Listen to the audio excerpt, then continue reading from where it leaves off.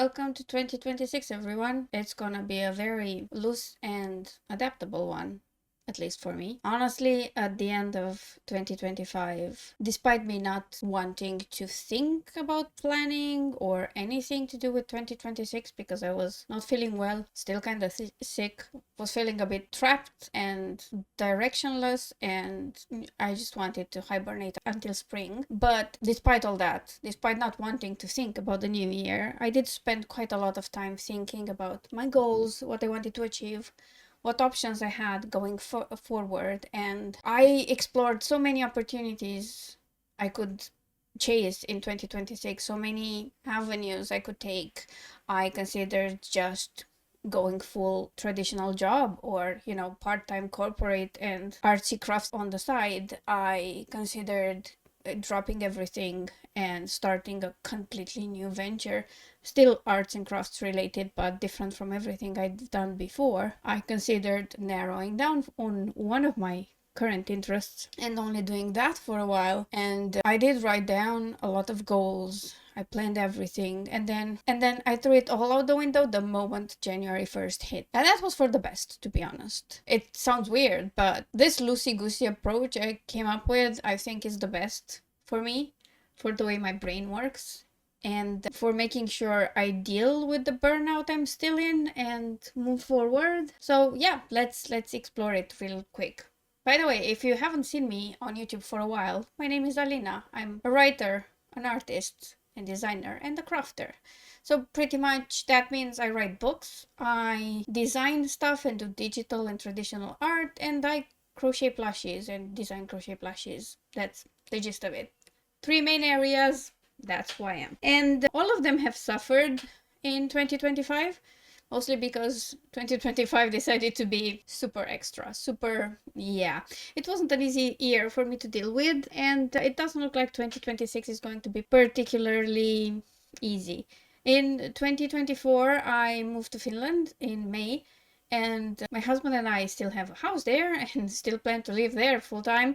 But for the foreseeable future, we need to spend some time in Romania. It has to do with family situations and things we need to do here, with a lot of bureaucracy and other things that have to do with reasons.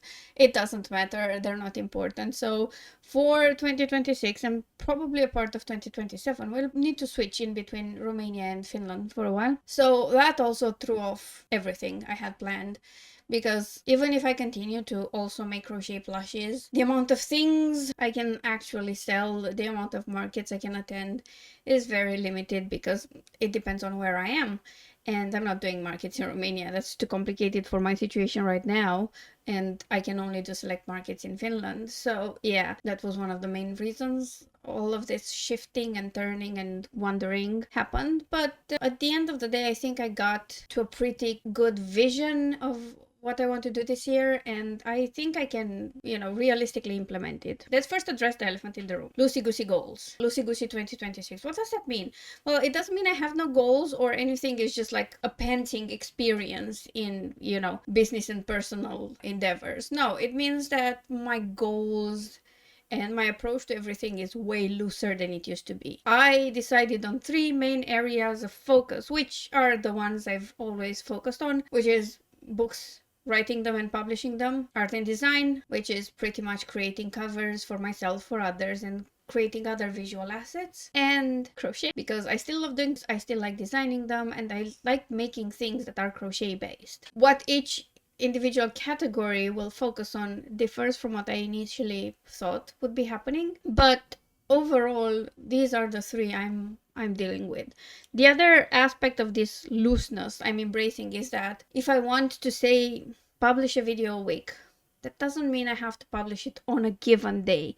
I just want on average to have 7 days between my videos, because otherwise I'll miss a day of posting and then everything will go to hell, because that's just how my brain works.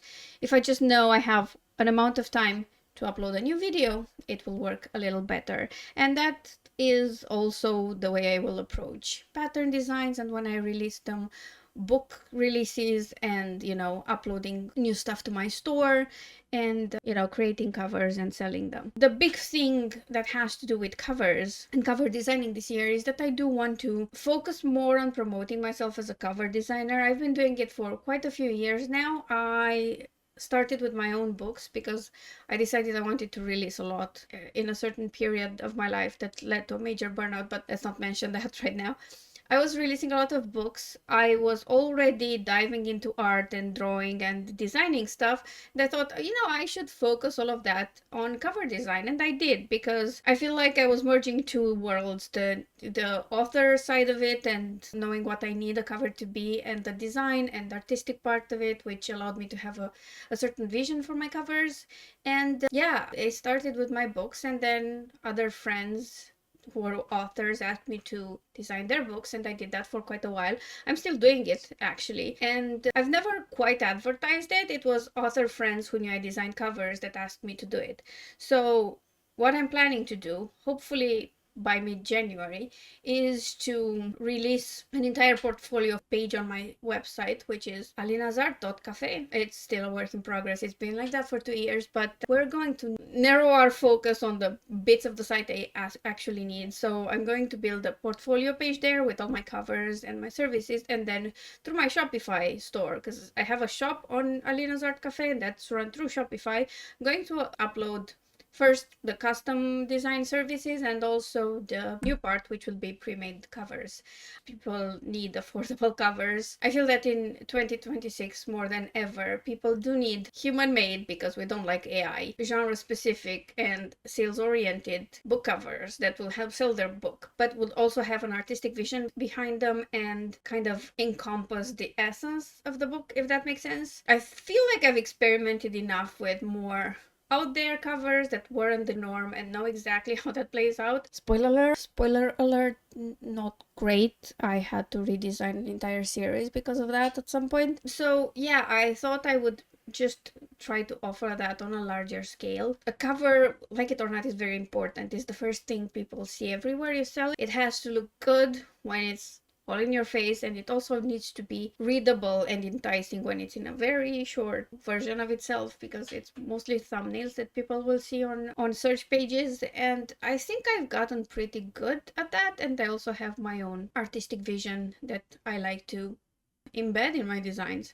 So that's going to be a thing that's coming. I'm planning to launch it, like I said, mid to late January, and start with a first batch of covers, and then everything that upload in January will be also at a discounted price, because, you know, it's my first batch, and why not do something nice at the start of the year? It's not completely selfless, because a promo always helps. Because in this first batch it will probably be a lot of romance books and covers for them, and I have the humor of a teenage mind in the gutter person. The promo price will be 69 euros per pop. Yeah, and if I do series of 3 for, like, you know, book series, they're going to be 169. Yes, am I 43 now?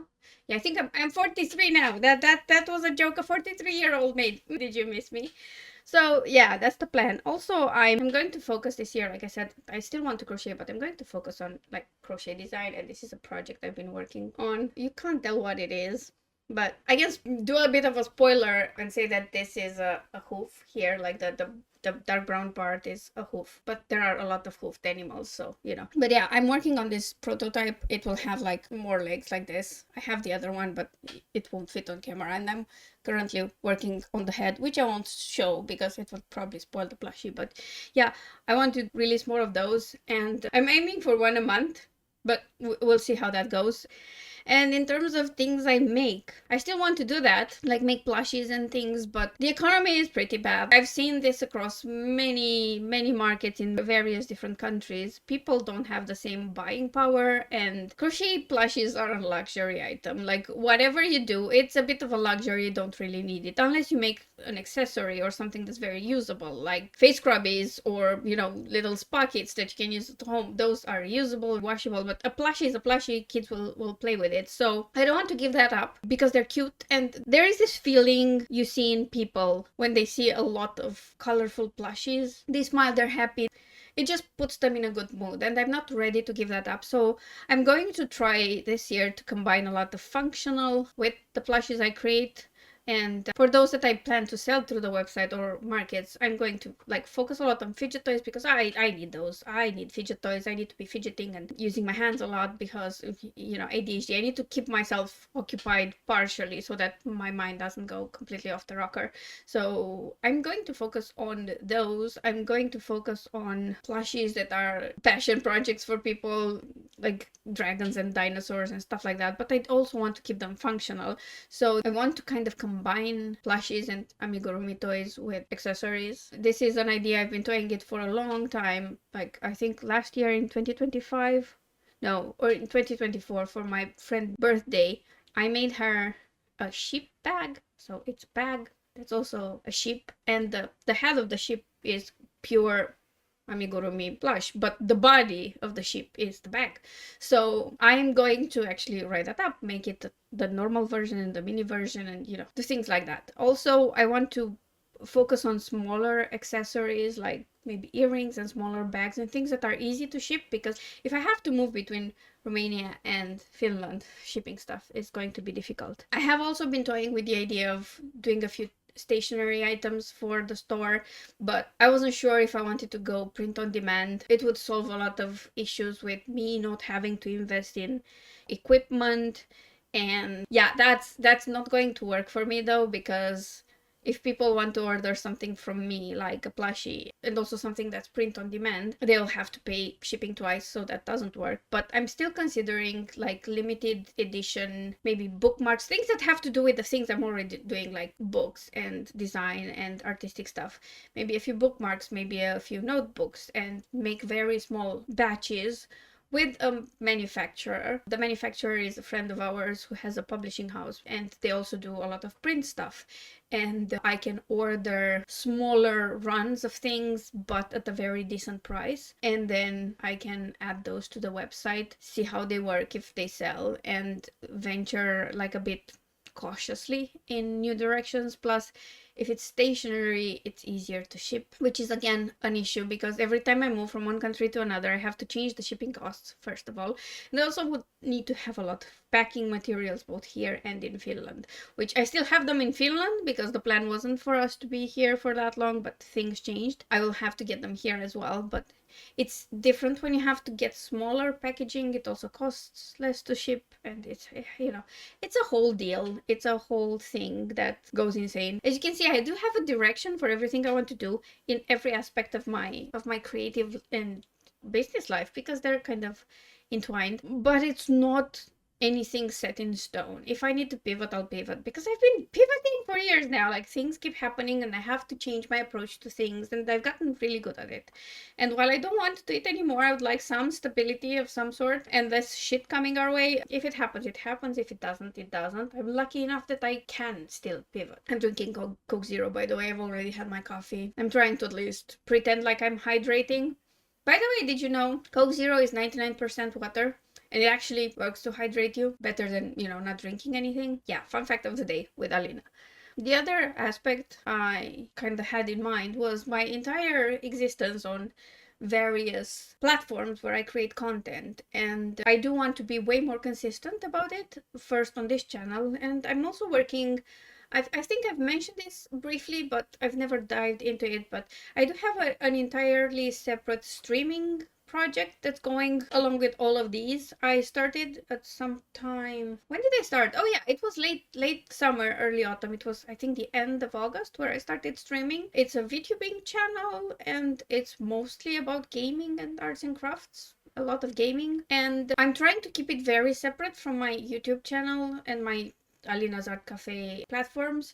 It's not like I'm hiding it or anything, or it can't be found, but I'm keeping them separate because they have completely different audiences, and that's also work. That's like a fourth project I'm working on, but I do want to keep going with that. At this point, I'm streaming 2 to 3 times a week, and I also started uploading my VODs, like the videos of the whole stream, on YouTube. I'm planning to make more kind of highlight reels of the streams and delve into shorts and things like that.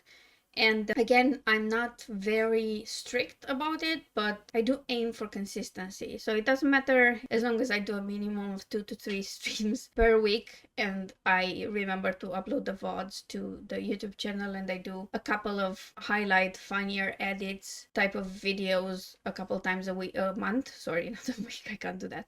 It's kind of a move toward consistency without being very rigid about it. I'm not saying I'm favoring one over the other, but in terms of pure YouTube time and what takes most of my focus, it would still be this channel and this platform, and trying to connect with you more. Honestly, I have debated for a very long time whether I should just give in, niche down, do things like other people are doing them, and not to be so dependent on me as a person, because if I can't just go behind the business, because which one of the aspect is it? It's when you do something that's not very niched, you kind of depend on the personality. The site is called Alina's Art Cafe, so it's kind of around me, but then again, I live a common life right now. There are a lot of people who want to be self-employed entrepreneurs, not specifically on a huge scale, like they don't want to start a business and employ 200 people. They just want to kind of own their own work and sell it themselves and not be associated with a larger organization, basically. And from that segment of people, a lot of them are creatives and they like to do arts and crafts, and that's their bread and butter for their business. So I guess someone who's kind of dipping their toes into multiple baskets and multiple seas would be an interesting experience and perspective to see. That said, I do plan to have a video concerning each of these aspects every month, or at least some studio vlog type of content. Sorry, my shirt keeps bunching up. It's like it's homeware, loungewear, let's say, so it's not the most elegant, but that's what I've been wearing lately, especially since I've been sick. So yeah, worst case scenario, I'm going to do some studio vlog type of content, which will highlight everything I'm doing, like the books part, like the writing, the editing, the publishing, then the cover design and all the art stuff I'm doing, and also the crochet, and also try to have at least one specific video per month detailing all of these aspects. Might not happen all at once, but that's the goal for the future. Like I might not have another 3 videos this month because it's already January 8th at the time I'm filming this. A bit difficult, but yeah, that's the plan for everything I'm doing, and that's my approach to a very loose 2026 in terms of both business and personal goals. It doesn't mean there's not a lot of work put in and I'm just going with the flow and doing nothing for 3 weeks and then working nonstop for the fourth. It just means I'm giving myself enough space to adapt and grow, and less constraints that make it harder for me to be consistent about my efforts. So yeah, that's the plan. I hope I can also implement it. So far, it's been like a full 7 days of working every day for at least 3 to 4 hours, most days 6, 7 hours. And that might sound little, but please bear in mind that I just count pure work time. It's not like a standard job where you're there from 9 to 5 and you also have the lunch break during it, but you're still clocked in and whatever. No, I'm only counting like pure work, not when I get interrupted by phone calls or by emails or by things like that. So actual work, which I think it was like under 5 hours for a normal 8-hour shift on average, so I'm well above that. And given that I'm taking no free days for now, I think it's enough. Would I like it to be more? Yes. Do I think I'm a failure because it's not more? Sometimes I'm still working on that. And that's another aspect that I'm going to incorporate in this loosey-goosey year of mine, which is like trying to stay in touch with my limits and how I'm feeling every day, and not punish myself for not being able to do more when it's not something I can control. I've been working on that since December 1st. It's a year-long challenge that I started. It just happened to be on December 1st, and there are a few shorts on the channel about it if you want to see how that's going. I'm going to probably have a monthly or bi-monthly update on how that's going throughout the year. But yeah, I think this should also be the year where I finally learn to work with my mind and body and not against it, because shaming myself, my poor mind, shaming myself into doing more and like pretty much whipping myself into more than I should be doing is not a good long-term solution and doesn't really mesh with my issues, mainly ADHD. It doesn't work like that. Let me know how your 2026 started. What's your approach to goals this year? Is there something new you're implementing in how you do things this year? And have you experienced any major shifts in what you want to do with your life? Let me know in the comments. I would love to chat with you, and I shall see you very soon. Bye!